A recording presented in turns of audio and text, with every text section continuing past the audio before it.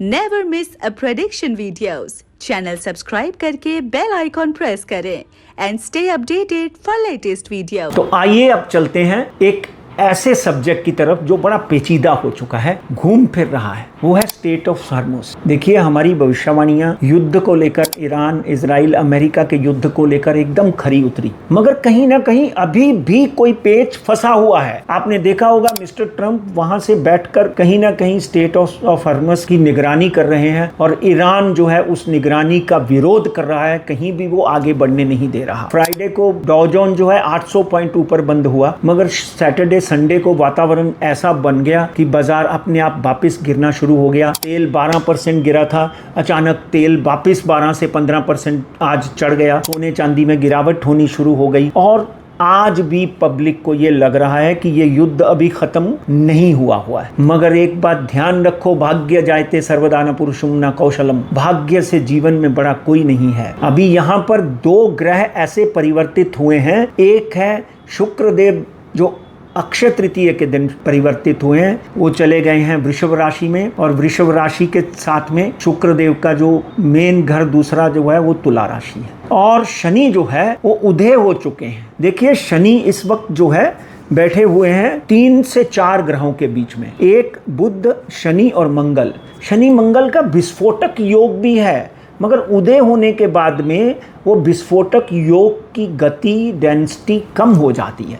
इसलिए मैं आपको ये बात बताना चाहता हूँ कि कहीं ना कहीं ये पेच जो है वो डेफिनेटली 12 मई से पहले बिल्कुल सुलट जाएगा। ईरान और अमेरिका के बीच में कोई ना कोई बड़ा समझौता हो जाएगा, जिससे युद्ध के खतरे के वातावरण टल जाएंगे कि वापस शुरू हो सकता है। आज किसी से भी दुबई में बात करो, ईरान में बात करो, अमेरिका में बात करो, तो बोलते हैं कि युद्ध तो खत्म ही नहीं हुआ, युद्ध का पेच तो अभी तक फंसा हुआ है। हाँ, मैं मानता हूं आपकी बात, मगर शनि मंगल का दोष अभी भी बना हुआ है, जिसके कारण कोई ना कोई तकलीफ जो है वो चालू रह सकती है। कभी ईरान नहीं मानेगा, कभी इजराइल नहीं मानेगा, कभी अमेरिका नहीं मानेगा। तो इन सब चीजों के बीच में 12 मई तक अपने को सावधान रहना पड़ेगा, मगर सकारात्मक सोच रखनी पड़ेगी। नंबर 1, युद्ध जिस तरीके से चल रहा था वो खत्म हो गया है और खत्म ही रहेगा। नंबर 2, स्टेट ऑफ हॉर्मुज़ जिसके ऊपर सबसे बड़ी समस्याएं बनी हुई हैं, उसका हल 12 मई तक जरूर हो जाएगा। नंबर 3,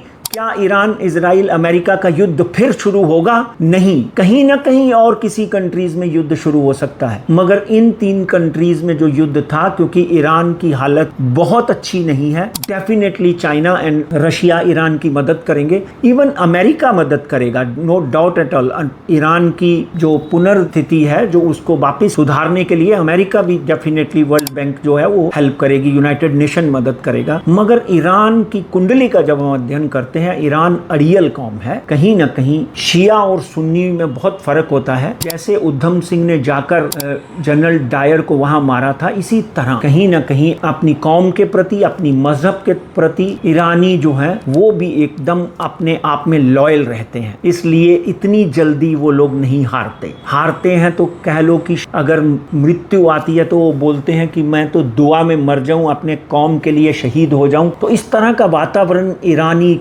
कम्युनिटी में भरा पड़ा है। इसलिए इस युद्ध को पूरी तरह खत्म होने के लिए 12 मई लग सकता है। मगर जिस तरह का प्रहार चल रहा था, इजराइल ईरान के ऊपर, ईरान इजराइल के ऊपर, अमेरिका ईरान के ऊपर, ये युद्ध खत्म हो चुका है।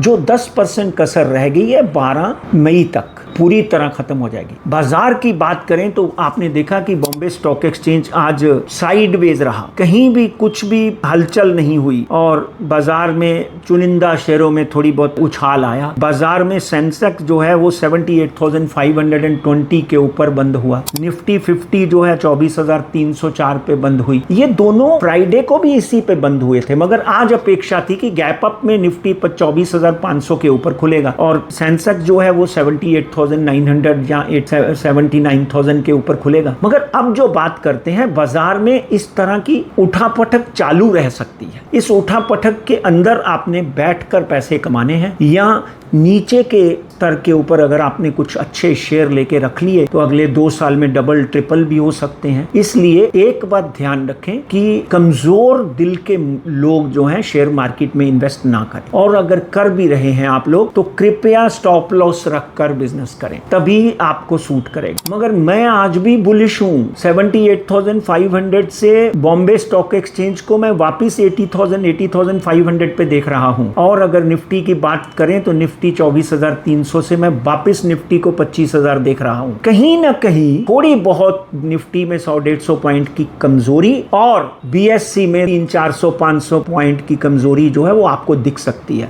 मगर बाजार में बढ़त चालू रहेगी। 12 मई से पहले एफआईआईज जो है वो धड़ल्ले से मार खरीदना शुरू कर सकते हैं। इसलिए मेरी आपसे रिक्वेस्ट है कि हमारे चैनल को सब्सक्राइब करें, पंडित राजकुमार शर्मा, ताकि एन वक्त के ऊपर आपको नोटिफिकेशन मिले और कहीं ना कहीं आप जो है मार्केट से और हमारे प्रेडिक्शन से आपको लाभ मिले। मैं पंडित राजकुमार शर्मा आपसे इजाजत चाहता हूं। Kindly subscribe my channel. God bless you.